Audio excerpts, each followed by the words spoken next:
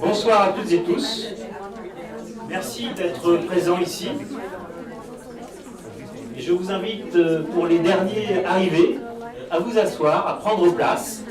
Et nous allons inviter notre premier speaker, ici, dans quelques secondes, qui est donc la directrice donc de l'Institut Cervantes de Bruxelles, Teresa Iniesta.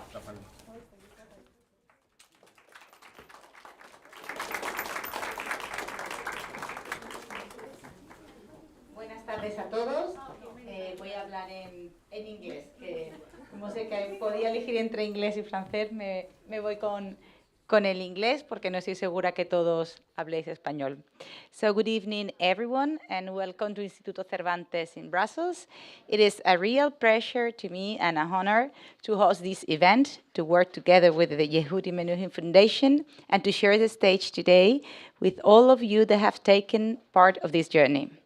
Projects like Green Tales feels especially meaningful today. In times often marked by uncertainty and violence, culture remains a place where we can imagine differently. Green Tale is, above all, a creative journey, a journey that uses artistic and digital tools to foster green awareness, social inclusion, and cooperation across borders.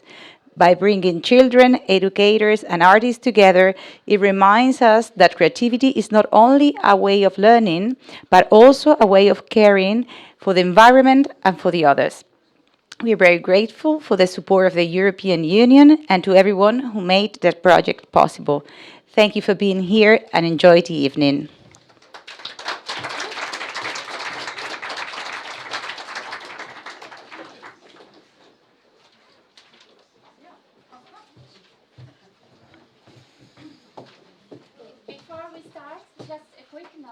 On your program you will find a QR code that you have to scan it so you can have access to the interactive program, and then you will find the link to the translation to English for Alexander Le Forestier's speech. Thank you. Mesdames et messieurs, ce soir à Bruxelles, au cœur de l'Europe culturelle, nous ne sommes pas simplement réunis pour présenter un projet. Nous sommes réunis pour affirmer une conviction qui guidera l'Europe numérique des prochaines années. L'intelligence artificielle ne doit pas écraser les auteurs. L'IA ne doit pas endormir l'esprit de nos enfants. Elle doit prouver qu'elle les respecte. Elle doit participer à l'éveil des consciences. L'innovation technologique peut et doit rester profondément humaine. Elle doit servir la culture, protéger les créateurs et renforcer notre souveraineté européenne. Permettez-moi de remercier chaleureusement l'Institut Cervantes de Bruxelles pour son accueil dans ce lieu emblématique du dialogue culturel européen. Chez Panodyssée, notre odyssée européenne a commencé en 2022, à l'Institut Cervantes de Madrid. Être ici aujourd'hui, à Bruxelles, est donc un symbole plein de sens, parce que nous participons à tisser une nouvelle toile digitale pour réconcilier éthique et numérique, à partir de ce que nous avons de plus précieux dans chacune de nos nations, nos langues, nos textes, nos écrivains.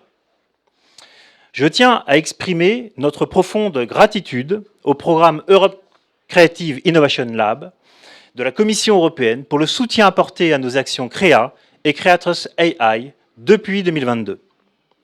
Ce soutien a transformé une vision, celle d'un espace numérique éthique et européen, en innovation concrète, mesurable et porteuse d'avenir, d'éveil et de paix numérique. Je souhaite remercier tout particulièrement l'ancienne commissaire Maria Gabriel, récemment nommée sous-directrice générale pour la communication et l'information de l'UNESCO, pour son engagement déterminant en faveur de la culture de l'innovation et des industries créatives. Je salue également Glenn Mikalev, commissaire chargé de l'équité intergénérationnelle, de la jeunesse, de la culture et du sport. Nous sommes à un moment décisif. L'Europe construit un cadre autour de l'intelligence artificielle, de la transparence et du respect du droit d'auteur.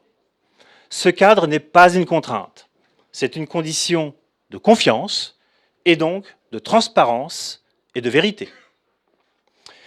C'est une condition de souveraineté culturelle et de compétitivité économique dans un monde où le numérique est au cœur des équilibres sociaux, économiques et géopolitiques.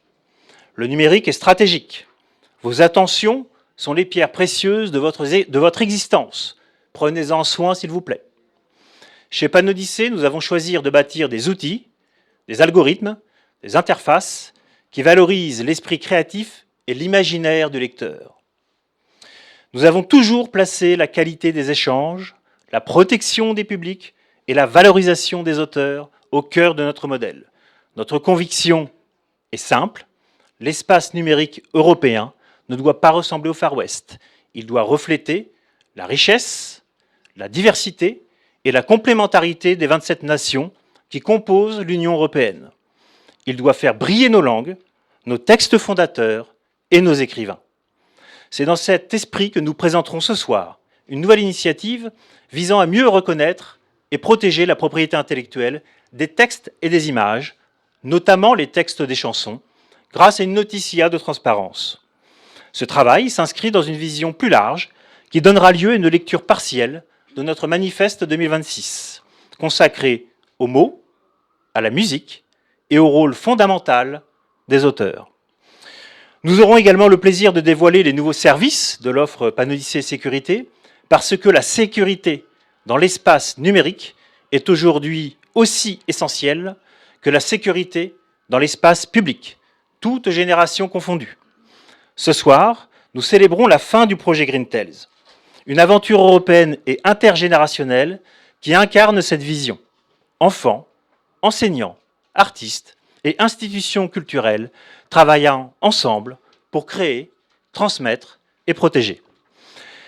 Nous remercions l'agence de presse espagnole Agencia EFE pour son travail de mise en lumière, la Fondation internationale Yundi Menuhin, Marianne Poncelet, Bianca Rubino et tous les partenaires, artistes et enfants impliqués. Ce soir, nous faisons plus que célébrer un projet. Nous affirmons qu'une Europe numérique qui crée, protège et partage sa culture est possible. Nous affirmons que la technologie peut être au service de l'humain. Sans plus tard, nous affirmons, que Panodyssée est un acteur européen de cette transformation. Sans plus tarder, je laisse la parole à Iman Tamli pour introduire la prochaine séquence. Je vous remercie pour votre attention et bon voyage.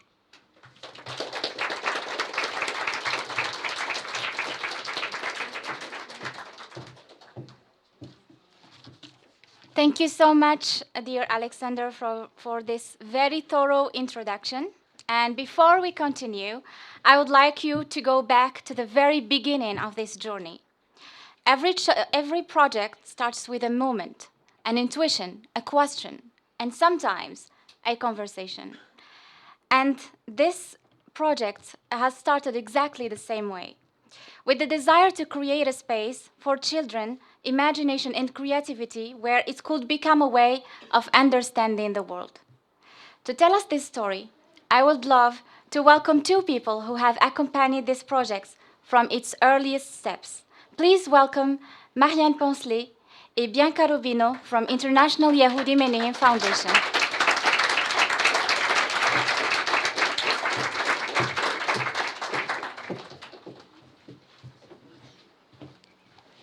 Buenas tardes. Buenas tardes y muchísimas gracias a Teresa por acogernos en este magnífico Instituto Cervantes. Good evening to everyone. Thank you especially to Teresa, the director of this beautiful institute, to welcome us here. I would like to give, and thank you to all of you to have come sometimes from very far. I'm thinking of Iceland, of Turkey, of Greece, of Italy, of Germany.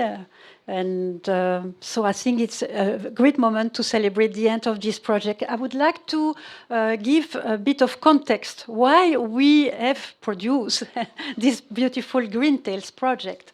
First of all, at the International Yehudi Menuhin Foundation, we are used to work with tales since the beginning of the creation of the Menuhin Foundation, which was in 1991, when Lord Menuhin decided to create the foundation in Brussels to influence the decision of the European Commission and of the European Parliament in the field of education and cultures, because he was convinced at that time that every child should sing and dance every morning before learning any other disciplines at school.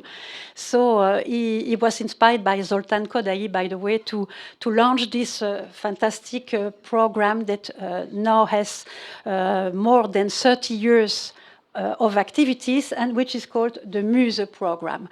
At the International Yehudi Menuhin Foundation, we coordinate that project, which exists now this year in 13 countries. The latest country to enter in our network is Greece. Welcome, Greece.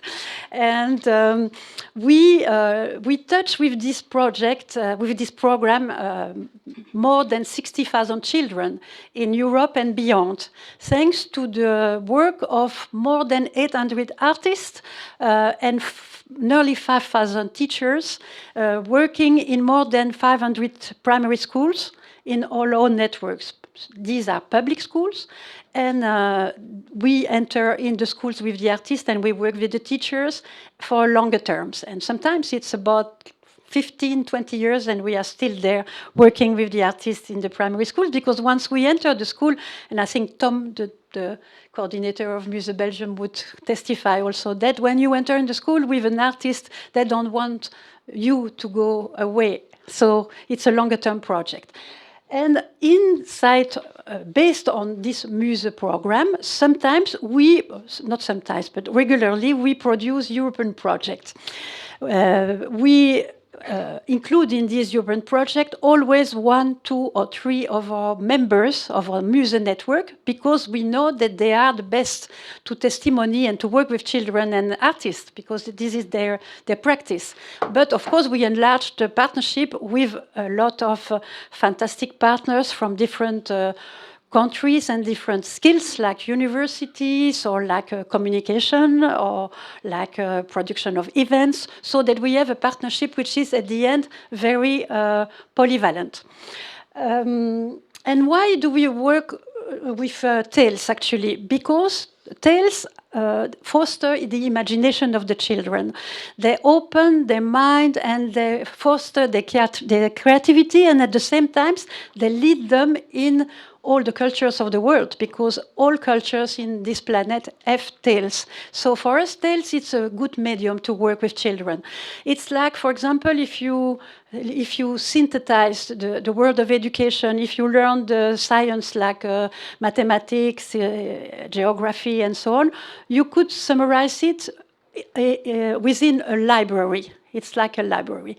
But if you want to work with tales, you go out of the library and you enter in the garden.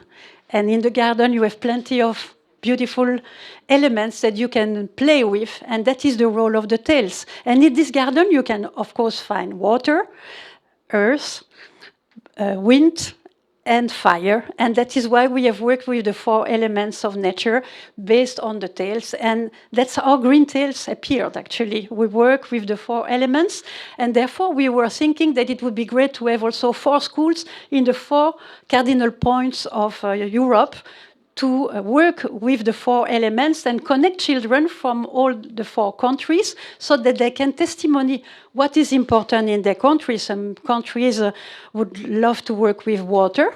That was the case in Iceland, for example. Some other countries would like to work with wind. That was the case of Germany. And some other country would like to work with earth. I think that was Spain. And fire in Turkey, Adana. So that's how it all appeared. Now I'm going to give the floor to Bianca, because I'm not allowed to speak more than 4 minutes, so I think I've already far from these 4 minutes. But Bianca will explain the whole architecture of the project and what we've been doing during these 2 years of project with 8 partners. And so the floor is yours, Bianca.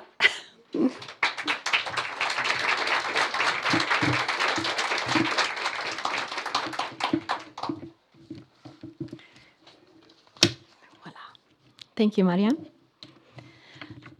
Thank you, everyone, for being here tonight. So, yes, as Marianne announced, I will briefly go over the main steps of the Greentails project, a 2 years long project, which is coming to an end this month. The journey began after the kick-off meeting in Brussels in 2024 with a beautiful artistic residency in Normandy. We were immersed in the natural landscape of Normandy, and there we co-created together a shared methodology and drafted guidelines for the activities of the project. Later on, the artistic workshops began in the 4 schools that were identified in the 4 countries, and artists engaged with teachers and children through weekly workshops exploring storytelling, music, visual art, and stop-motion animation, inspired, as Marianne just said, by the 4 elements and their local environments. They created and exchanged stories, music, and visuals, and sometimes they even connected online through virtual exchanges. At the same time, we also trained teachers and university students. Thanks to the support of our stop-motion expert, the movie director Jan Bonin, who is also here with us tonight. Thank you, Jan Bonin. He traveled to the 4 countries and he gave workshops to teachers and university students. They learned stop-motion techniques and how to include arts and creativity and environmental issues in their class, so that they could also continue the work beyond the project. So, as part of the results, we realized, or the children realized with teachers and artists, 4 digital stories about the 4 elements, and also 4 original chapters that were compiled into a final film that was premiered last September at the Syros Animation Festival in Greece. But I don't want to spoil too much about it. In terms of output, we also developed several tools, such as toolkit, guidelines, connections, so that we could inspire other organizations to adopt and replicate this model. Not only organizations, but also schools that would like to implement this type of practice and activities in the future. The evaluation carried out by the inclusion expert, Dr. Dina Sensi, who is also here with us in the audience, demonstrated that the impact on pupils was remarkable. The evaluation showed increased creativity and team spirit, improved technical skills, deeper awareness of nature, and also a better understanding of environmental issues. So we saw also that teachers benefited from the process and from the trainings, as they reported increased creativity, collaboration skills, and attitude such as commitment and patience. And also they discovered innovative teaching methods and classrooms ideas.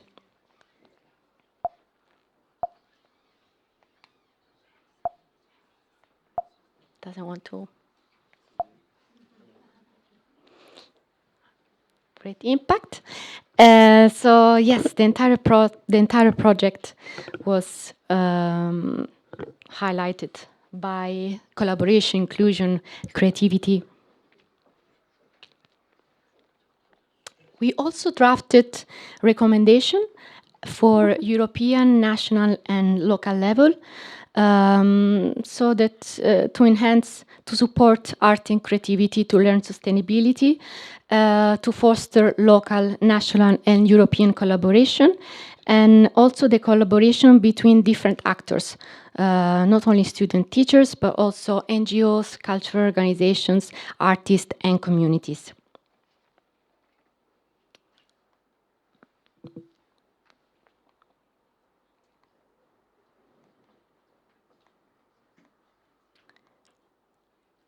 So all the deliverables were then disseminated throughout 7 countries of the consortium of the project, with 13 events. And this final conference, we are very happy to have you with us tonight. The events brought together more than 1,000 people. And of course, the dissemination of results and deliverables was also done through online platforms, through the press, and social media, among which also Panodyssée platform, and of course the Greentails website, where you can find all the deliverables, results, and information that you might want to have a look at. And of course, tonight I'm very happy to have also all the partners of the project with us, and the many experts involved, and also some of the artists. So if you have any question, I'll be happy to liaise among you, and of course I'm happy to answer to any question. Thank you so much.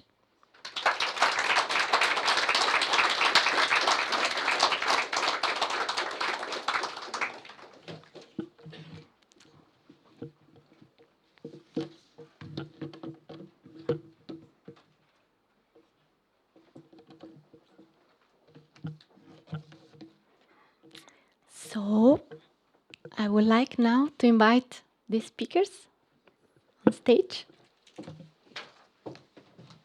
Thank you very much, Bianca, for this very inspiring story and for those incredible results. Now we will now open the round-table discussion moderated by Bianca Rubino, and bringing together voices from across Europe. Each of them works in a different context at the intersection of culture and education. Please welcome with me Sofia Keckenberg from the European Commission,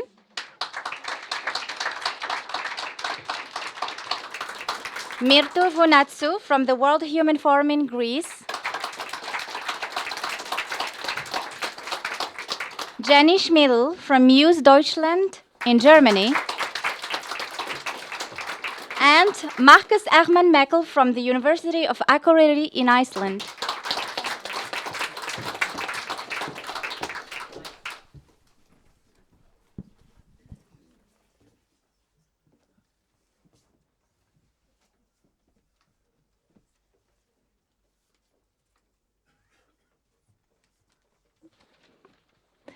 So this roundtable explores how artistic approaches can support environmental awareness in school, participation and cooperation across communities and sectors, starting with the children.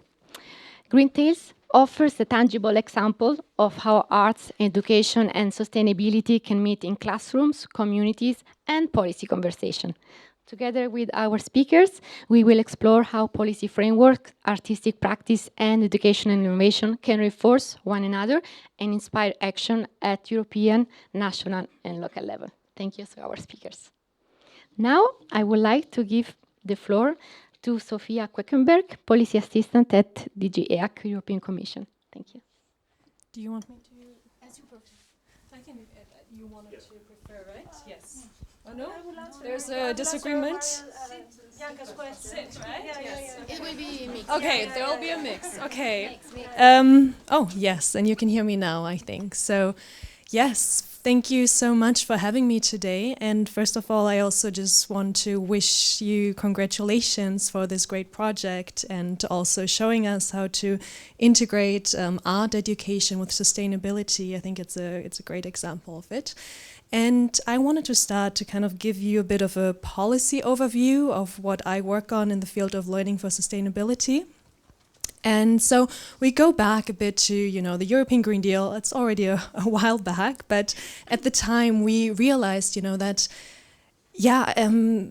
the green transition, it's not just about these technological innovations, it's not just about financial incentives, but it's also about lifelong learning. And that's where we kind of picked up. And so we came together with member states to draft this council recommendation, it's called, on the green transition and sustainable development. It's a fancy word, basically, for, a policy agreement where member states are coming together to agree on recommendations. So, there's nothing of this is mandatory, always very important in the field of education. And yes, but yes, and then they are looking at how can we meaningfully integrate sustainability into education and training systems. And we looked at it both from the formal sector, but also the non-formal education sector. And really all the way from early childhood education and care, all the way up to adult learning. And so following from that, we also had the European Sustainability Competence Framework. I don't know if some of you have heard of it, Green Comp. So that was also published around the same time in 2022. And it kind of built on this policy field that was evolving at the time. And that competence framework is really trying to build a kind of shared language to define the competences we need to tackle this triple planetary crisis we're facing right now, and to have this shared language. And it's being picked up by a lot of Erasmus Plus and Horizon projects, and we're also seeing it used for development in national competence frameworks such as in France, or the PISA climate literacy scale that is coming in 2029. So we're really seeing a lot of resonance there. And then also just kind of moving on from that, it's how do we actually implement this council recommendation, or what have we done in the past years? So we've had this working group, which is bringing together representatives from both education ministries and also international organization and civil society. And we've been discussing and exploring topics together from like eco-anxiety, misinformation, all the way to outdoor education. And you can also find this information. We had just published key policy insights, and also some more practical fact sheets, and an online course kind of summarizing all of these lessons learned through these 4 years. And then we also have, of course, the Erasmus Plus funding, such wonderful projects such as yours, where we have a strong green priority.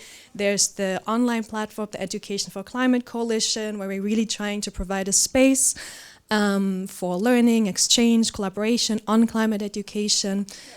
Yes, great to hear. I hope some others are there as well. And then also, I think one thing I really want to point out as well is what we see again and again about successful projects is this whole school approach. And I think the Green Tiles project, when I was reading through the project, it really resembled this whole school approach to me as well. Because a whole school approach is really about, not just teaching sustainability, but it's about living it. And it's really about extending it beyond the school classroom walls into the community. And I think the way you really involve the local communities is exceptional. And so I very much, congratulate you on that as well.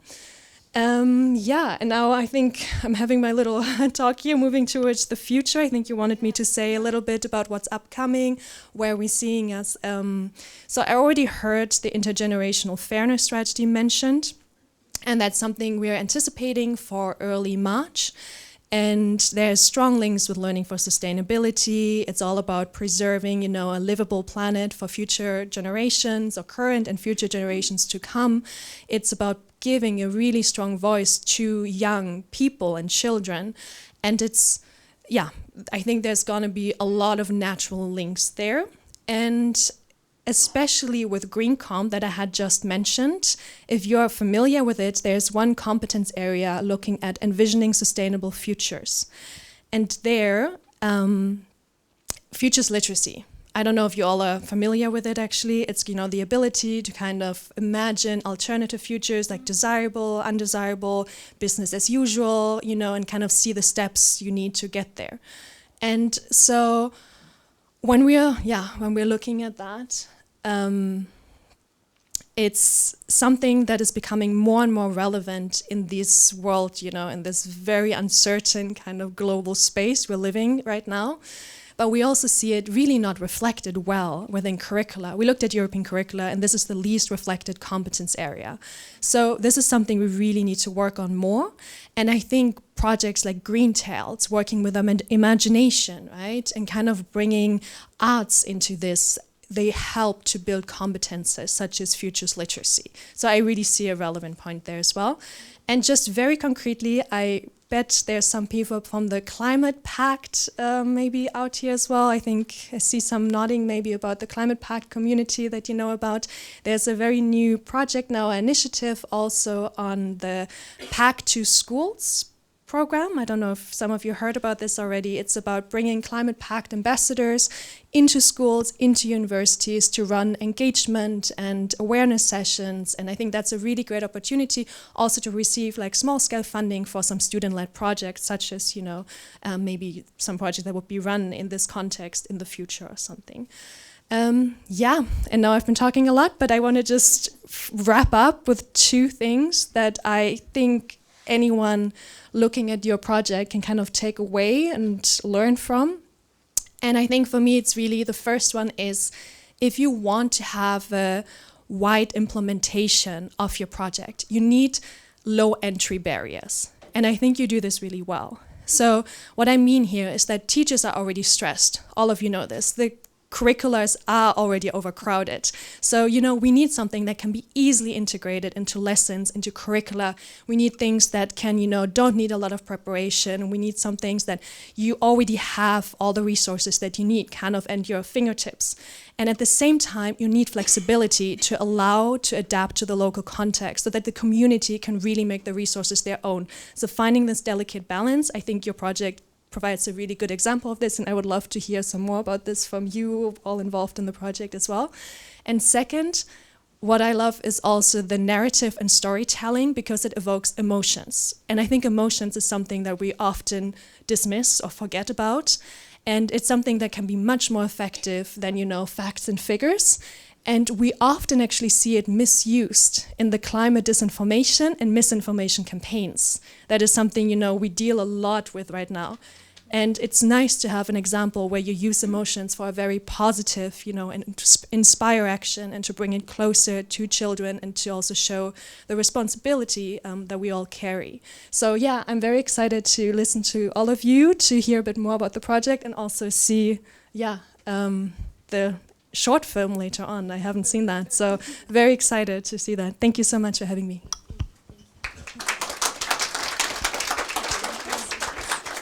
So will you ask me some questions or I go? Okay.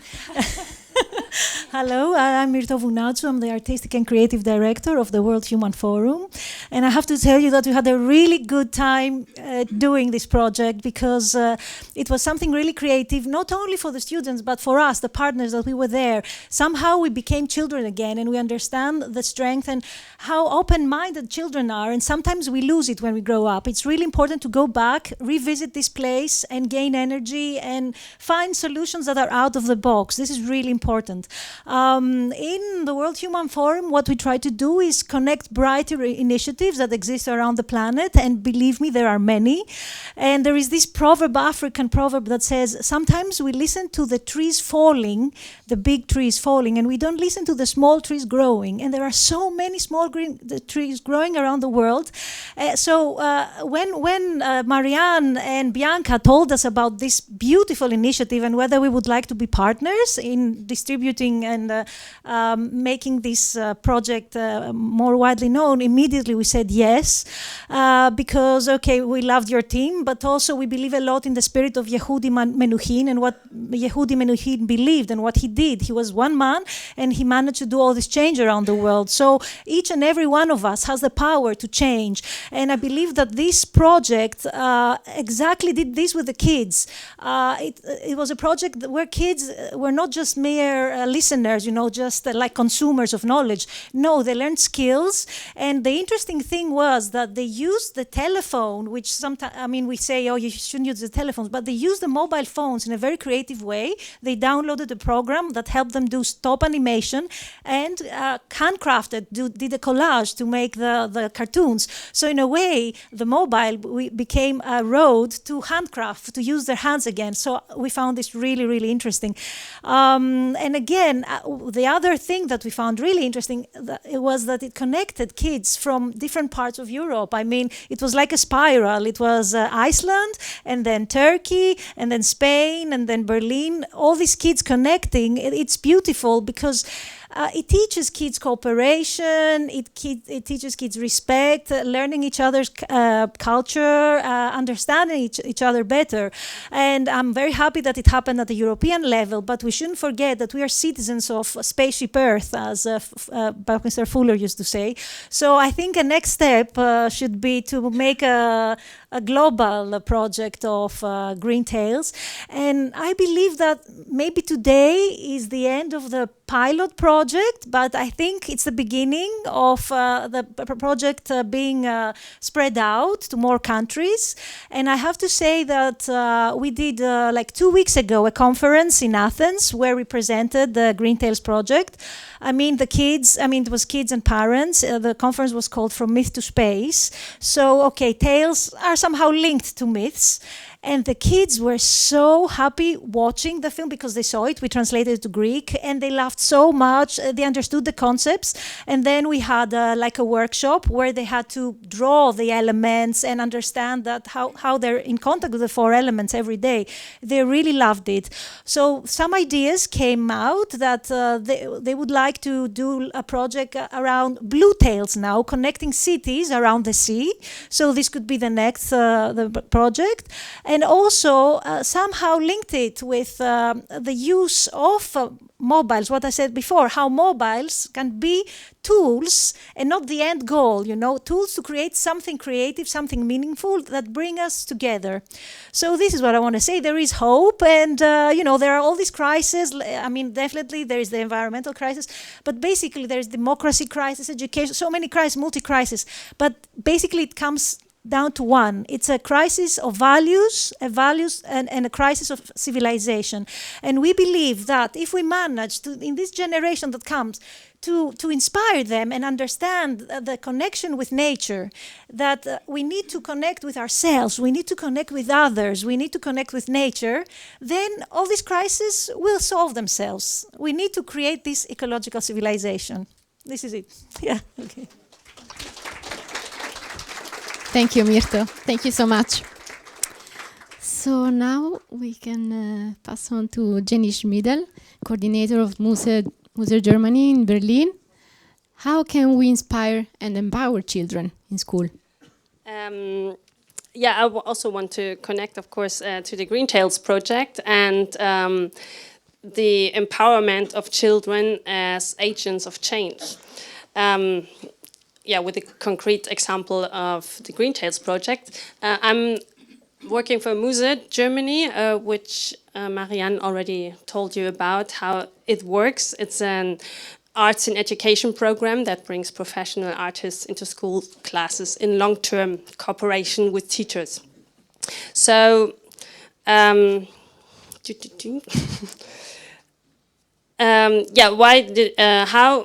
artistic work can empower children as agents of change, and why the partnership between artists and teachers is so crucial if we truly want to listen to children's voices.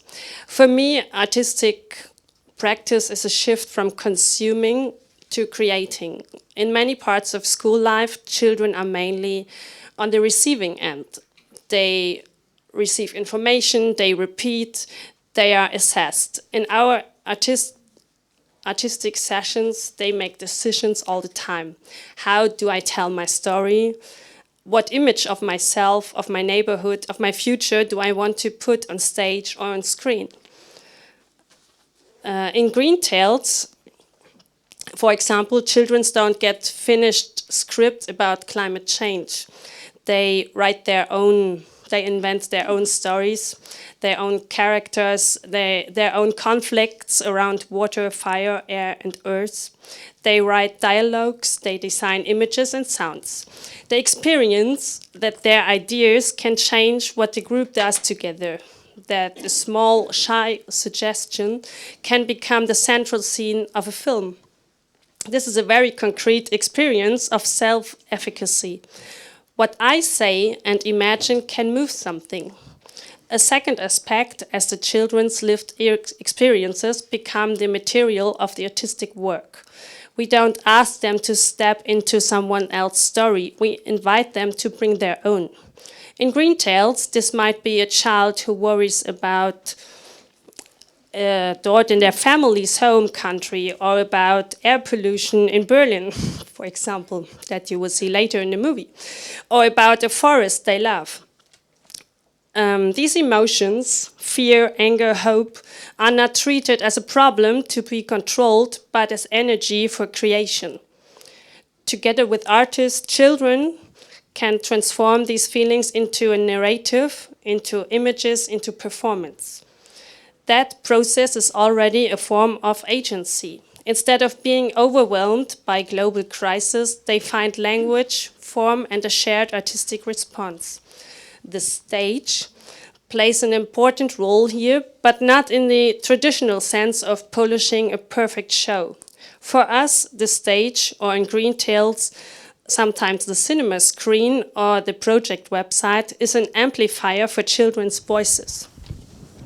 When a class sees their own film shown in a local screening or shared with partner schools in other countries, children realize our perspective on the environment matters beyond this classroom. They are not just learning about sustainability, they are taking a position in public. And equally important, they carry each other through that moment, through nervousness, through mistakes, through applause. They learn what it means to stand up for something together. All of this only works in a sustainable way if artists and teachers truly cooperate. In Muse and in Green Tales, we work with what we call the CAT triangle, the child, artist, and teacher. All these are active participants in all three learn. The teacher brings deep knowledge of the children, their biographies, their dynamics, and of the school's structures. The artist brings different questions, embodied and aesthetic ways of working, and a certain willingness to take risks. When they plan and reflect together, they create a shared space in which children can experiment, make mistakes, and speak about difficult issues, including criticism of school itself. This adult cooperation is itself a model for the children. They watch how we as adults negotiate, listen, disagree, and find solutions. In Green Tales, for example, joint trainings for artists and teachers on environmental topics and digital storytelling mean that someone shares responsibility for the project and for the emotional load that comes with eco-anxiety. That allows us to hold a space where children can say things like, "I'm scared about the future," or "I'm angry that no one listens to me," and then turn these sentences into collective stories and images, instead of leaving them alone with those feelings. If we truly want children to be agents of change and not just involved in a decorative way, we have to be ready for their voices to be uncomfortable. Artistic practice in the classroom, especially when artists and teachers work as a team, can open a protected but not toothless space for that. In this space, children don't get a voice for one project presentation. They rehearse what it means to speak, to be listened to listen to others, and to imagine alternatives together. That, for me, and for you, for everyone, is the political potential of arts education, not to produce future artists, but to support children in experiencing themselves as subjects who can shape their world.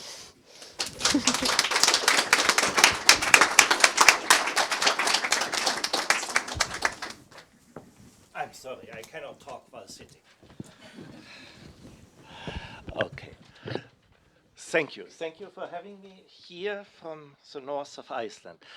I will try to build on what has just been said and move the discussion from children and artistic practice to perhaps the more boring questions of responsibility, structure, and sustainability.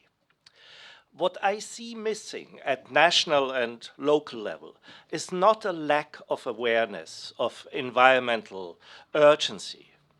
The awareness, I think, is clearly there. What is missing are frameworks, stable frameworks, that allow art-based approaches to be more than temporary experiments. Projects like GreenTales show clearly that artistic practice support ecological awareness in ways that traditional approaches are often struggle to achieve. In many education systems, these approaches depend on individual motivation and external funding, rather than on structural support. One key issue is that environmental education is often seen as context, while art-based learning is treated as a method. GreenTales demonstrates that environmental awareness emerges through the artistic process themselves, through storytelling, visual creation, sounds, and digital experimentation. A first recommendation, therefore, is to recognize art-based environmental education as a legitimate pedagogical pathway. This means embedding it more clearly in educational strategies, not leaving it solely to project-based initiatives.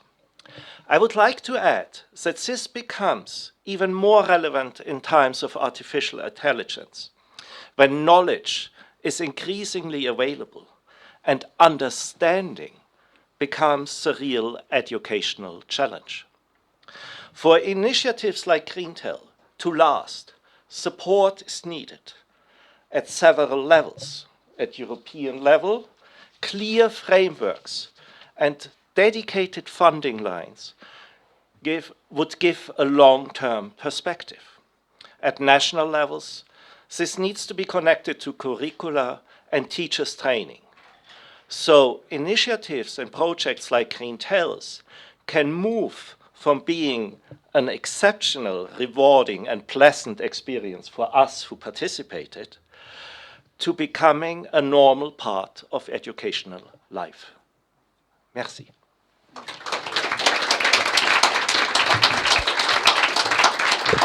Thank you. Thank you very much, Marcus. Thank you to all the speakers. We have still 1-2 minutes if there are any questions from the audience or from the partners, or if you have questions for the artists involved in the project. No question. Then I have a question. Ruben, artist from Museo Germany, who was involved in the project. If you want to share with us and with the audience your experience in a couple of words. I'm Ruben Gonzalez. I was part of the project. I was the artist in the visual and the music part. So, I mean, it was an amazing experience to work with the kids in Berlin, Germany. And it was, I mean, it was very challenging, but very nice how the kids have developed strategies to find a way to make all the films and the music and all the process or the the story with my colleague also. And it was very inspiring to see how they have connected with the topic. So when we say, for example, in Germany about the Luft, the air, thank you. they were like, yeah, because in Berlin there is a lot of pollution, you know. It's like, okay. So you know why we are talking about that. So, and then the art part was amazing because very short. So we have a lot of HDAD kids, like 4 or 5. Was very impressive because usually I don't find so many of them. And at the beginning it was very challenging because they cannot concentrate more than 5-10 minutes. But both of us find a way to, so both of ours find a way to work and make something, and they were even the best because they need the connection to make something like this, and it was amazing. I mean, really, really great. Thank you. Thank you. Yes, Marianne. So, hello, I'm Marianne from Berlin. I run a theater. I'm a storyteller, and I was part of the project in Berlin. And the most impressive moment for me was the first time when I came to the school. Kids didn't know me before, so we stayed in the classroom, and so the teacher told me that it wouldn't be easy to work with them. And so they had an extra person accompanying the teacher to keep the class calm, you know, and to observe them, to watch them. And so it was a guy like a bodyguard. So he was a boxer. So I got really scared, and I thought, why? I wondered. So, and I was afraid. So, oh, wow, where am I?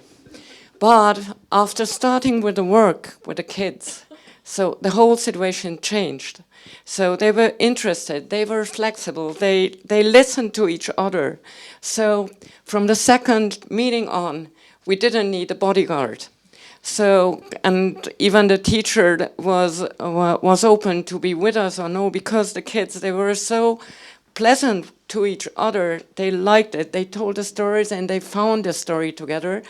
And just by body language and just by accepting each other. So I felt very happy to be part of this project.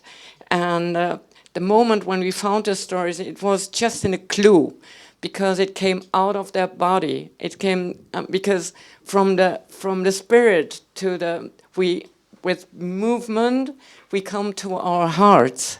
So we moved by acting, we moved by dancing. So they opened their hearts together. And this is why I love this project. It's all what we need. We need to open our hearts. We need to move.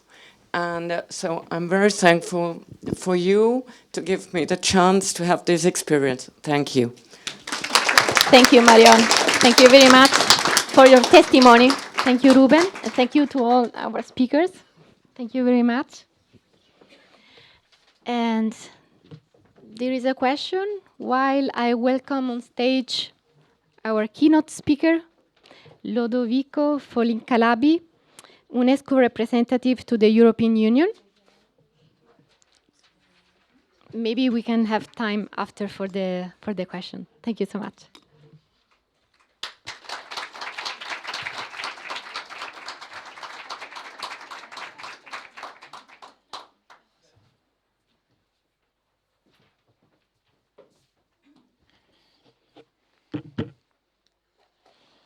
Bonsoir et toutes mes excuses. Malheureusement, mon train depuis Paris était retardé d'1h30, donc mes excuses.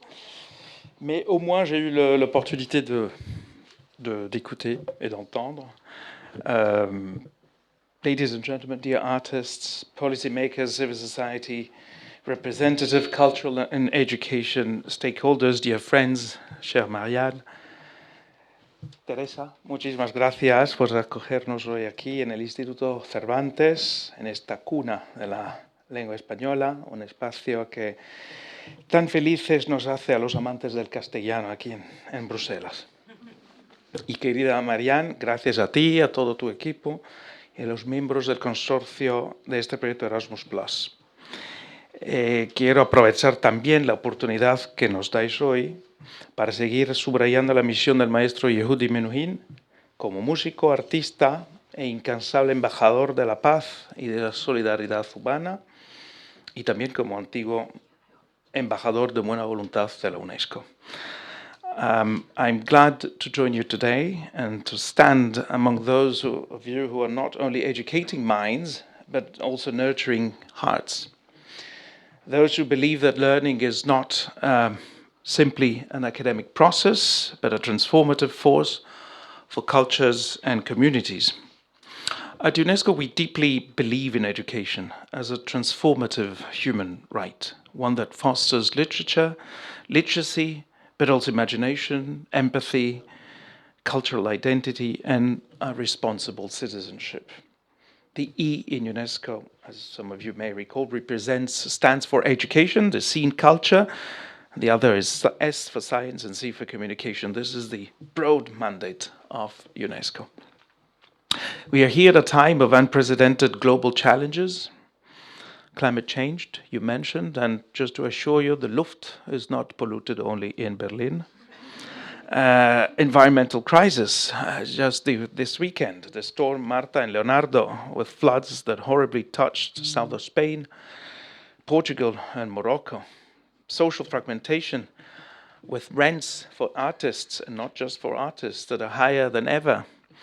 Digital divides, with the artificial intelligence complexity and the social network challenges for children and youngsters, and conflicts in the Middle East or the war in Europe that tear at the very fabric of our societies.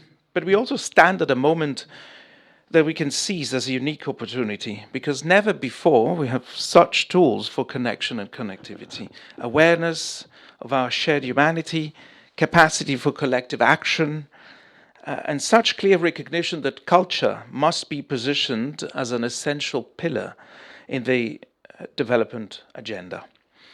This belief is under the UNESCO framework for culture and arts education, and I'd like to again thank the Yehudi Menuhin Foundation to give me the opportunity to remind about this framework, which was adopted by the member states of UNESCO in Abu Dhabi in February last year, actually 2 years ago, apologies, February 2024, during the first ever World Conference on Culture and Arts Education, where we witnessed in this process something unprecedented, with ministers of culture and ministers of education from across the globe that came together with a shared conviction that the artificial divide between culture and education had to end.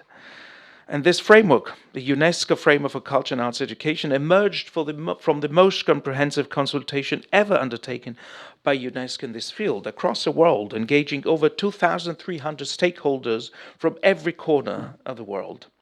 And this framework marked a critical moment, urging to place arts and culture at the center of education policies, and calling on countries to embed arts education across curricula in the various education systems, to value creativity as a key competency for the 21st century, and to recognize artistic and cultural learning as an integral part of personal well-being and collective resilience.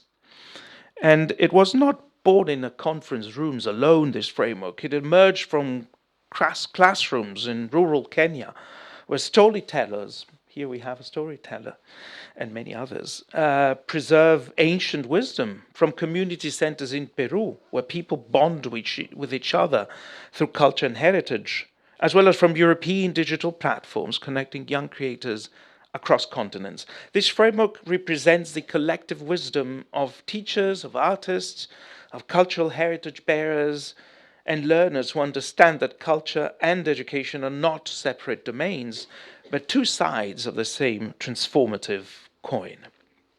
And this process was also then validated recently in Barcelona, where in October last, the ministers of culture from around the world, more than 120 ministers representing 190, and deputy ministers representing 190 countries, where we also had the Commissioner for Culture, Youth and Sport, Glenn McAuliffe from the Commission, and colleagues from the DG EAC in Brussels, stated that culture is a transformative pedagogical resource capable of nurturing creativity, empathy, social cohesion, intercultural understanding and global citizenship.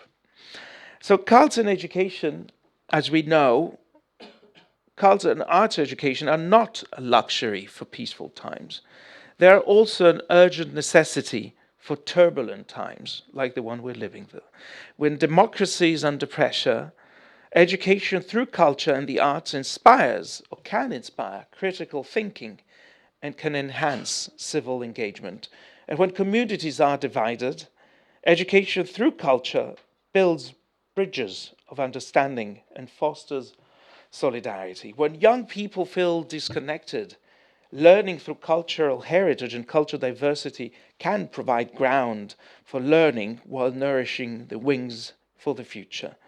So this is a vision that aligns with a central question of our time, one that you also raised in your project. How do we educate young people not only to succeed in school, but also to flourish in a rapidly changing world? And secondly, in doing so, how do we create learners who are not only critical thinkers, but also stewards of the people taking care of the planet and facing climate change?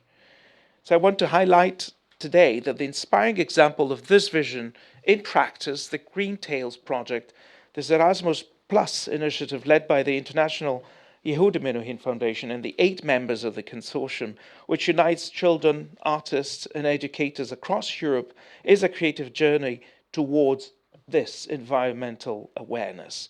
It invites the children from Spain, from Germany, we heard, from Iceland, Turkey, to explore the 4 classical elements: earth, air, water, and fire. And through storytelling, illustration, music, sound, and digital media. And this project, I think, has demonstrated what UNESCO's framework and what UNESCO beyond the framework stands for, and what UNESCO advocates for: creativity as a core educational competency, where children should not be passive recipients of knowledge, but co-creators of meaning, that arts and culture are pathways to deeper understanding, where environmental concepts become emotional and memorable when are taught well, when are taught through narrative, art, and sound. And finally, that intercultural dialogue and inclusion can help children from different contexts to collaborate, to share stories, and to learn from the others. And Green Tales, we heard, it goes beyond storytelling. It includes residence for artists, training for teachers, and recommendations and resources that are intended to help educators replicate and expand this model. So in this way, we feel that Green Tales, which is why we gladly accepted the invitation by Marianne, puts in practice what UNESCO calls for: an integrated learning ecosystems where art, culture, environment, creative thinking, and digital literacy are interconnected and not work in silos. Stories. The oldest educational tool in humanities history are stories that shape how we see ourselves and our world. When children create narratives about water and wind, fire and soil, they're not simply learning about nature, they're discovering their relationship with it. And such experiences foster respect and responsibility, crafting at the same time essential values for sustainable futures. The environmental challenges we face are not only scientific, they are social, they're cultural, they're ethical and emotional. And to respond meaningfully to these challenges, we need learners who can imagine alternatives, who can provoke us with alternatives, who feel connected to their environment and who act with care and creativity. And this, again, is the essence of UNESCO's mandate and values, that we must educate for a sustainable futures, not only with facts and figures, but with arts, with culture, with empathy and imagination. Place-based education connects learners of all ages to their communities and environments while advancing the Sustainable Development Goals of the United Nations. Culture and art are woven into teaching through living heritage, not just built heritage, the living heritage, the indigenous languages, the knowledge systems, and collaboration with artists, with cultural professionals, with heritage bearers, with the collective aim to enriching curricula across formal but also non-formal and informal education settings. This is at the core of your and our work. So let us all recognize that this is not the work of one organization alone. It requires to work together and with partnership between ministries of education, ministries of culture, schools and artists, civil society and international institutions. And projects like Green Tales show what is possible when we come together with a shared purpose. And as we work to continue our work on arts education and to implement the framework that I mentioned, let us also be inspired by initiatives such as this one that place children at the heart of learning and that view culture and environment as inseparable and as a catalyst for transformation. And in conclusion, I'd like to invite you to imagine a future with every child, in which every child, every youngster, everywhere, learns through arts and culture, not only to know the world, but also to care for it. And in doing so, to become drivers of innovation and agents of hope and innovation. Thank you very much.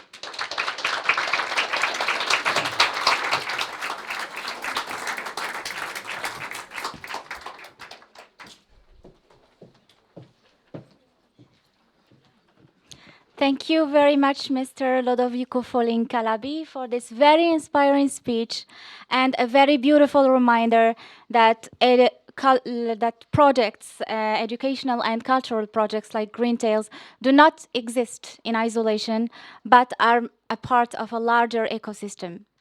And I want to invite you to watch, not just with your eyes, but with your heart and spirit, the creation of the imagination of 100 kids from 4 different schools across Europe. The short movie of Green Tales.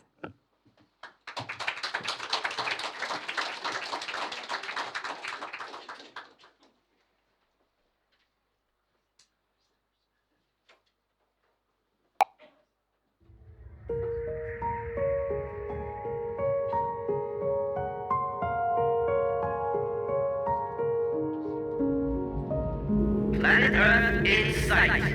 The blue planet. Wow, it really is beautiful. We've heard so much about it. We'll finally get to see what's going on there. But where shall we land?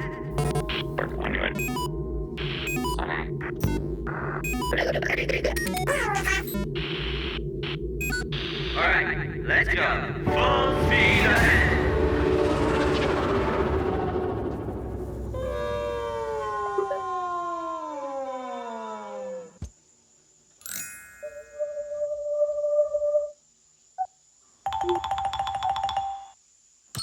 Por favor, deja de gritar. ¿No has visto qué hora es? Ups, lo siento. No quería molestarte, pero necesito ayuda urgente. Tengo una misión. En mi planeta necesitamos saber cómo funcionan los elementos naturales del vuestro, para poder replicarlos. Pero sabemos que estáis teniendo algunos problemas. ¿Podríais contarme qué ocurre? Me llamo Terra y soy uno de los 4 elementos naturales que damos vida en la Tierra desde hace milenios. Hemos intentado cuidar de este maravilloso planeta, pero últimamente los humanos se están volviendo cada vez más descuidados. ¡Oh, no! Aún así, tenemos esperanza en las nuevas generaciones. Se están dando cuenta de estos errores y están intentando arreglar la situación. Me alegro de escuchar esto. Gracias por esta información tan valiosa. Ahora debo seguir con mi viaje. Antes de que te vayas, me gustaría hacerte un pequeño regalo y darte las gracias por tu preocupación. ¡Buena suerte en tu misión!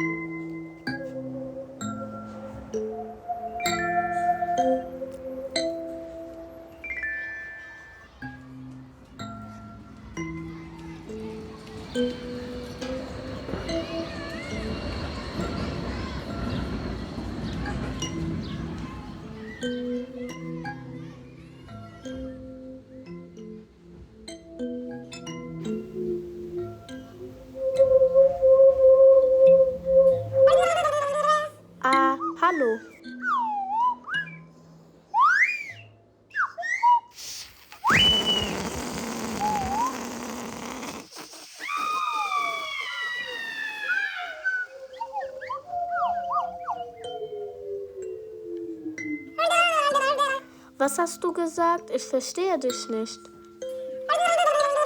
Was machst du hier? Ah, du willst mir helfen. Wir blasen zusammen den Ballon wieder mit Luft voll.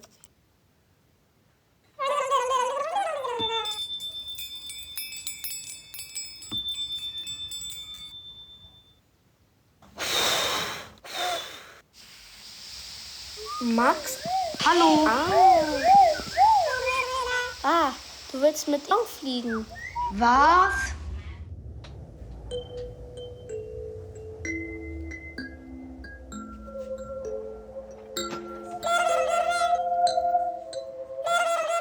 Tschüss. Tschüss.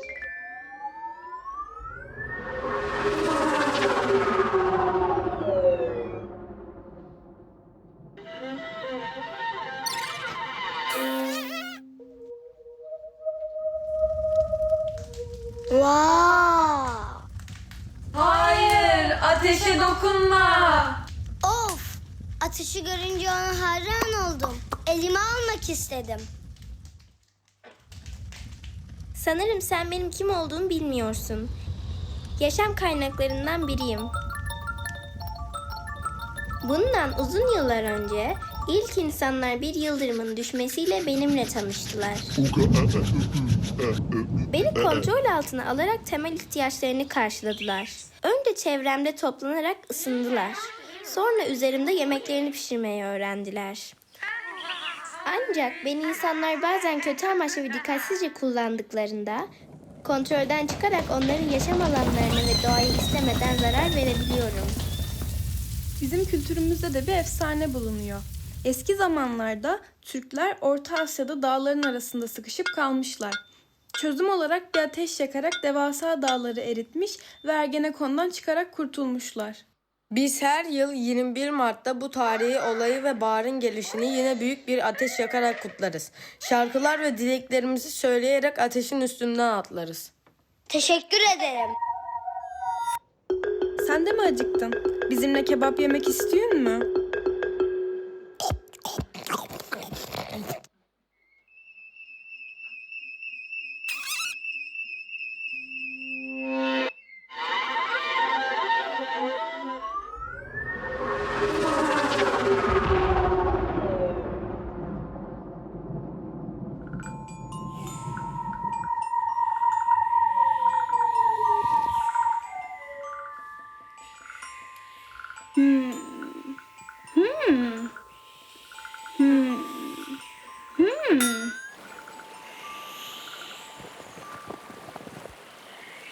Wow.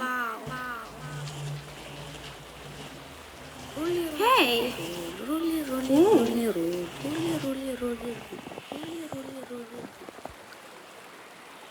Halló, hver er þú? Hæ, ég er Ísbóli og bý hérna á Vatnajökli. Hver er þú og hvað ertu að gera hérna? Ég er Giti og ég kom til að leita vatni því okkur vantar vatn út í geim. Jaha, þú ert þessu stað. Það er fullt af vatni hérna í fyrstu formi. Ég er úr vatni en ef það verður of heitt breytist ég í poll. Ég við gufu og verð þá að skýi.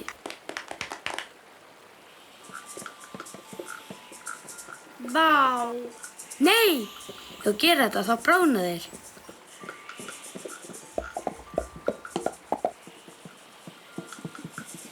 Gerðu svo vel. Takk fyrir gjöfina, Ísmaeli. Nú þarf ég að fara á næsta stað. Góða ferð mjörðan get ég. Ánægilegt að kynna þér.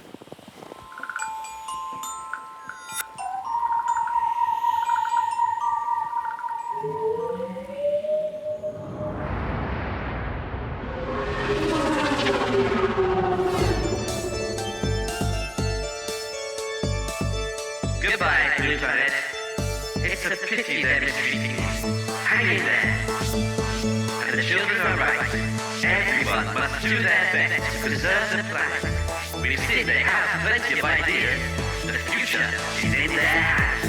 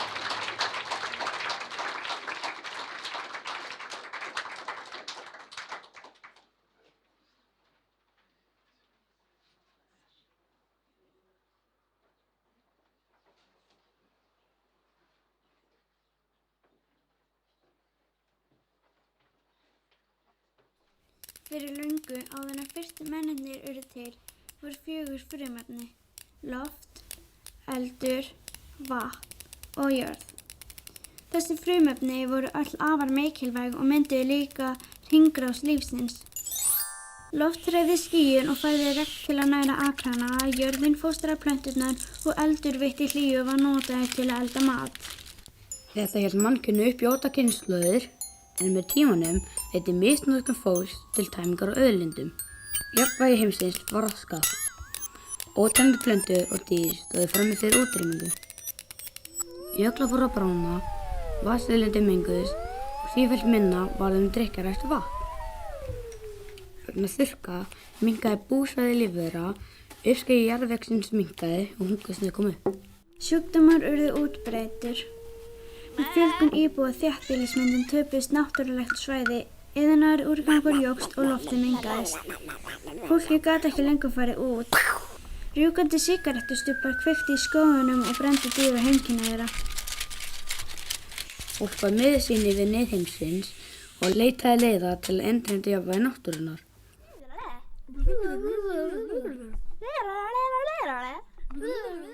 Við verðum umgangast efna vinningu, sagði það, og áður en við neytum þeirra verðum við að endurskoða hvort við þurfum virkilega á þeim að halda og draga úr notkun auðlinda. Við verðum að draga úr óþarfa vatnsnotkun, draga úr útblæstri ökutækja og lágmarka matarsjóðan og endurnýta meira. Við verðum að endurnýta núverandi efni, plast, málma, gler og pappír á skapandi hátt. Við verðum að lengja líftíma ónotaðra hluta með því að dreifa þeim til þeirra sem þurfa á þeim að halda. Í stað þess að kaupa nýja hluti getum við gert við það sem við eigum nú þegar. Til dæmis brotin leikföng og gefa þeim annað líf. Við verðum að endurvinna efni sem er ekki lengur nothæf. Skila þeim í endurvinnsluturnur og tryggja þeim sem skila aftur í hringrásarkerfið. Þessum skynsamlega ábendingum var tekið vel á öllum. Fólk byrjaði að nota þessar reglur til að varðveita frumefnin 4 og þannig byrjaði það að byggja upp betri framtíð. Þeir kölluðu þessa nálgun RN7 og upp frá því unnu allir saman að því að skapa fallegri og líflegri heim.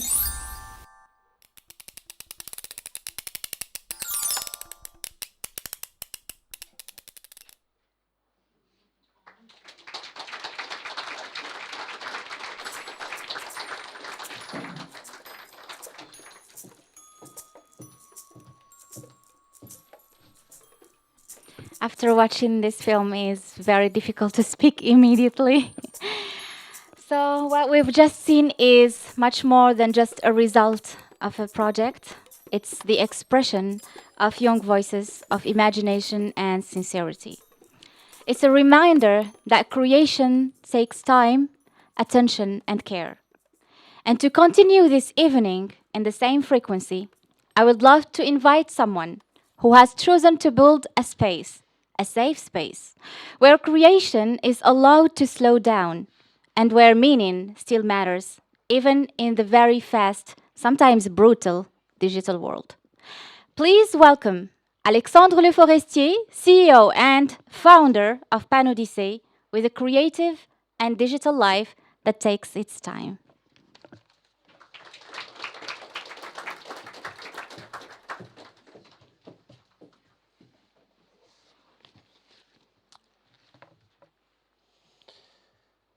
Je vais encore vous parler en français, mais for the English people speaking, you can go to the interactive program on Pan-Odyssey and you can read, in fact, in English, my French speak. Une vie créative qui prend son temps. Merci Iman et merci surtout aux enfants d'avoir partagé leur vision de leur monde imaginaire et de leurs solutions au travers des 7 R. Bravo les enfants, et merci à tous les enfants de nous ouvrir les yeux. Et vous, de quoi rêvez-vous sur un réseau social européen? La question n'est plus théorique. Elle est désormais politique, sociétale et urgente. Il y a quelques semaines encore, plus de 60 députés européens ont alerté sur les dérives graves observées sur certaines plateformes américaines dominantes. Diffusion de contenus violents, atteinte à la dignité, impossibilité pour les citoyens de transférer facilement leurs données et leur communauté. Le message est, je crois, assez clair, et depuis longtemps, l'Europe doit soutenir des alternatives responsables, ouvertes et respectueuses des droits fondamentaux. PanOdyssée s'inscrit précisément dans cette dynamique, offrir un espace où les créateurs et les citoyens ne sont pas enfermés, où leurs œuvres restent protégées, où la technologie sert la confiance plutôt que de l'abîmer. Il y a 20 ans, j'ai créé la plateforme de streaming musical européenne Qobuz sur fond de différence et d'éthique musicale. Le manifeste PanOdyssée 2026 est alors une invitation collective aux plateformes de streaming musical pour travailler avec les acteurs de l'édition numérique dans le but de redonner toute la place aux textes de chansons. La chanson italienne est pleine de sens, le fado est plein de sens, les textes de chansons françaises sont chargés de sens, d'histoire et de culture. Les textes de John Lennon, de Jean Ferrat, de Georges Brassens, de Renaud, de Claude Nougaro, d'Edith Piaf à Serge Gainsbourg, de Barbara à Dalida, ont du sens. Les textes de Jacques Brel et de Stromae ont du sens. Les textes magyars ont du sens. Les textes de nos danses d'antan ont du sens. Les textes littéraires dans l'édition de la musique française sous le règne de Louis XIV sont riches de sens, d'histoire et de rayonnement. Le Centre de musique baroque de Versailles réalise un travail d'ailleurs remarquable autour de ce patrimoine inestimable. Alors, le réseau social européen PanOdyssée dédié au texte est investi pleinement à redonner du sens aux textes de chansons en connectant les mots et les notes. J'invite les paroliers de toutes les nations à venir publier leurs histoires, de leurs chansons et les sons de leurs textes sur PanOdyssée. J'invite tous les acteurs musicaux et culturels à venir se connecter à PanOdyssée pour archiver, documenter, présenter et expliquer le sens de nos chansons européennes. Les chants ont construit les histoires de nos nations. Les chants accompagnent nos existences, de la naissance au salut, de la berceuse au chant des marins. J'invite tous les artistes, tous les paroliers du slam à la variété, à venir faire vivre leur création sur PanOdyssée, parce que PanOdyssée est un espace interconnecté au carrefour des espaces numériques culturels de demain, pour aller disséminer dans le monde entier vos mots, vos langues, vos chansons, vos tubes et refrains, en respectant toujours votre volonté et votre créativité. Voilà à quoi sert un réseau social culturel européen pleinement investi de sa mission d'ouverture, d'écoute, de rassemblement et de diversité pour les millions de créateurs européens en manque de connexion directe et authentique avec leur public.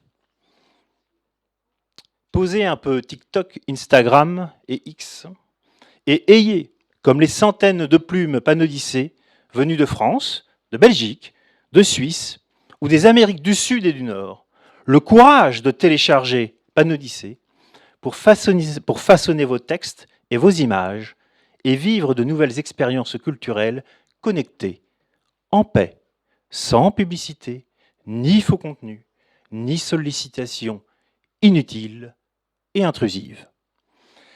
Ici, tout est bien rangé. Les espaces sont calmes et variés. Et à tout moment, une rencontre créative peut transformer votre passage ici en une incroyable histoire. La preuve, je vous parle ici. Vous m'écoutez et je vous parle des histoires des plumes de PanOdyssée.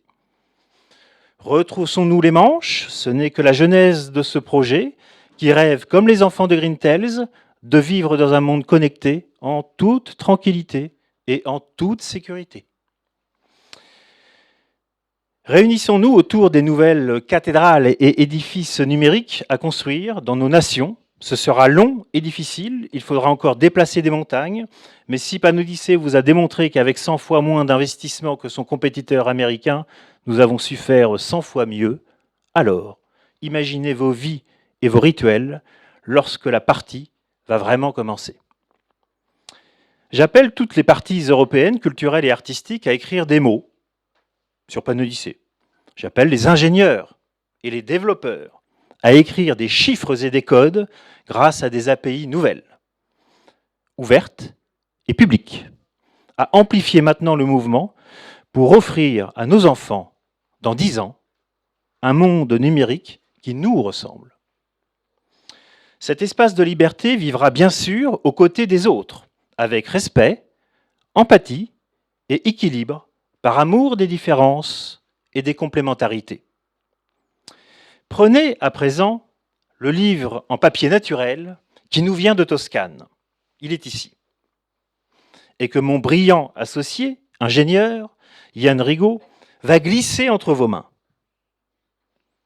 Et écrivez vos rêves numériques. Prenez une page et écrivez-les. Chacun de vous, ici, à sa page. Faites voyager ce livre. Écrivez.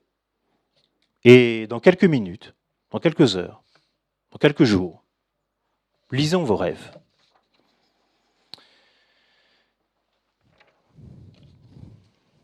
À présent, regardons ensemble cette notice IA de transparence dont je vous parlais en introduction. Celle-ci a été pensée et développée dans le cadre de l'action Creators AI, consortium européen soutenu par Europe Créative, et avec la précieuse collaboration de l'agence de presse espagnole Agencia EFE. Pardonnez-moi. Je remercie aussi la direction d'Arte qui a toujours répondu présent à nos sollicitations depuis la création de PanOdyssée. Alors, c'est qui le patron? C'est vous ou c'est l'IA? Nous, on a choisi. Nous avons développé un outil très simple que n'importe quel développeur ou ingénieur pourrait développer, avec un peu de courage et de labeur, incontestablement. Cette notice protège vos créations, elle affirme vos droits, elle ne réinvente pas le juridique. Vos droits sont affirmés. Et puis elle booste votre visibilité, mais bon, ça c'est une autre histoire. Alors, regardons concrètement, c'est quoi cette notice? On vous a affiché quelques écrans. Je ne vais pas rester très longuement sur ce passage, mais c'est important, vous savez, de regarder le produit, de regarder le concret. La première chose qu'on vous propose, parce que vous êtes toujours libre d'écrire, de remplir ou de ne pas remplir un formulaire ou une case chez PanOdyssée. C'est dans le cadre d'une publication, dite long format. Ça peut être un article, ça peut être un poème, ça peut être un ouvrage avec des chapitres. Avez-vous utilisé de l'IA? Oui ou non? Si oui, laquelle? C'est important. Et quelle version? Dire ce qu'on fait. C'est ce que vous êtes censé avoir sur les produits agroalimentaires lorsque vous faites vos courses au supermarché. Sauf que chez nous, c'est écrit en gros. Deuxièmement, la propriété intellectuelle. On en a beaucoup parlé, je crois. Droit fondamental. Eh bien, à ce moment-là, on vous donne l'occasion d'encore plus sécuriser votre propriété intellectuelle sur les différents contenus de votre publication. Le texte, les images, le titre, les chapeaux. Et puis la troisième, ben c'est ça, c'est vous le patron. Donc c'est un contrat. On a le droit de faire des contrats dans la vie. Oui ou non? Bon. Eh bien alors, si vous publiez, choisissez tout simplement si vous mettez à disposition ou si vous ne mettez pas à disposition tel ou tel contenu. Et ce que je dois vous dire, pour finir sur cette notice, c'est que cette notice, elle vous embarque pas dans un catalogue. Elle vous embarque uniquement sur la publication du moment. Vous avez le droit de dire oui pour un communiqué de presse, par exemple, et vous avez le droit de dire non pour un poème personnel. Voilà ce que nous avons réalisé au cours des 2 dernières années, en plus de beaucoup d'autres développements. Nous allons plus loin, mais je vais passer sur ce passage, mais vous verrez que nous avons aussi pensé à la protection des publics, pour là aussi informer, et nous avons aussi pensé, comment dire, aux différentes licences qui existent sur le marché pour faciliter le voyage des contenus, que ce soit dans le domaine public ou non. Alors pour finir, si vous voulez inviter les jeunes à lire,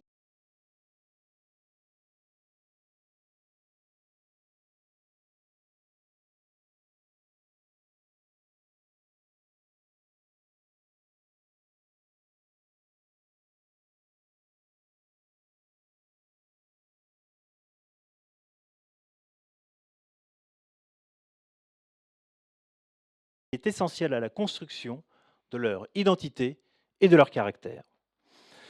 Je souhaite enfin remercier une personne qui, il y a déjà 7 ans, a vu, avant beaucoup d'autres, ce que nous allions bâtir ensemble à partir de nos idées, de notre détermination et de nos passions.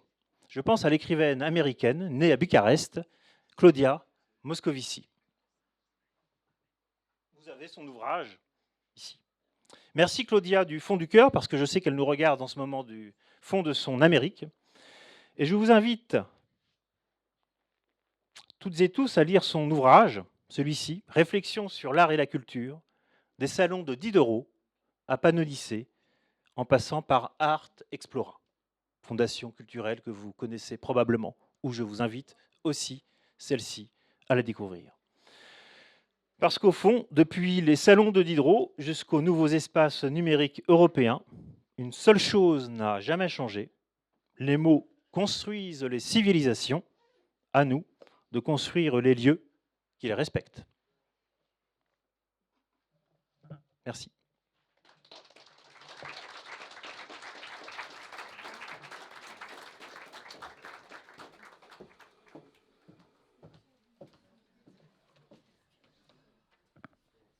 Thank you, Alexandre Le Forestier, for sharing not only a vision, but a living platform, one that actively protects creation and those who create it, and gives meaning a place to exist in the digital world. To conclude this evening, we now invite you to experience creation in another language, where words may not be spoken, but where meaning is still present, carried by every note. We are deeply honored to welcome Les Trois Cordes, a young Spanish string trio for a 3-part concert inspired by Earth, childhood, and hope. Please welcome Aina Martí Soler for the violin, Ismael Amido Ortega for the viola, and Blanca Sanchez Guillen for the cello.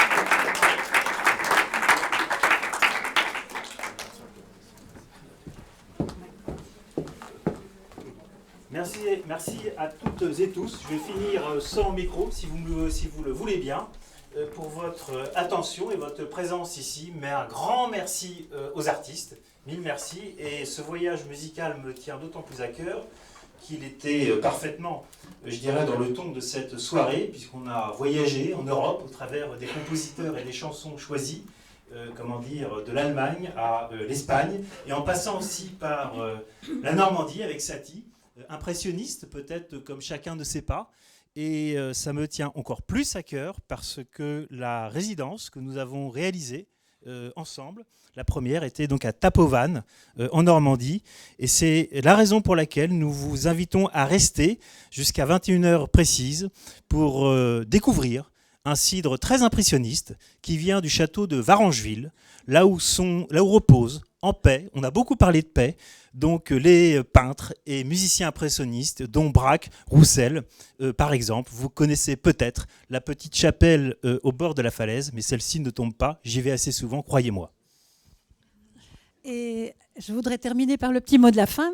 And thank you very much to all the partners of the project, and especially Panodicée, who was in charge of this final event, and also in charge of the communication, but also the European Road of Fairy Tales, represented by Cinzia here, who was really very efficient. Very efficient communication during the 2 years of the project. And then, of course, thank you once again to the Çukurova University of Adana in Turkey.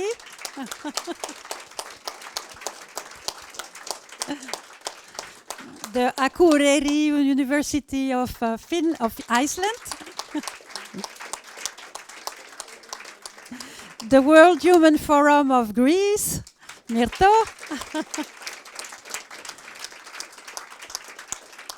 And then also Muse Germany for all the work with the children. Y la Fundación Yehudi Menuhin España, que no está, pero que está de corazón con nosotros, porque no ha podido venir Antonio.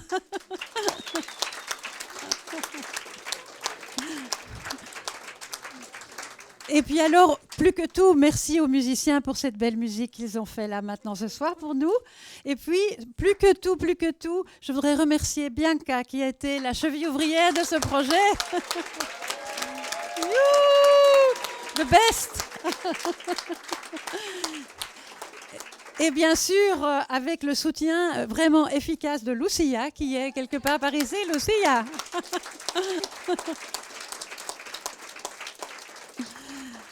Et puis je voudrais remercier Teresa qui nous a bien aidés dans toute l'organisation de cet événement. Et puis surtout Lodovico pour le fantastic speech de ce soir, comme d'habitude. Merci beaucoup d'être avec nous.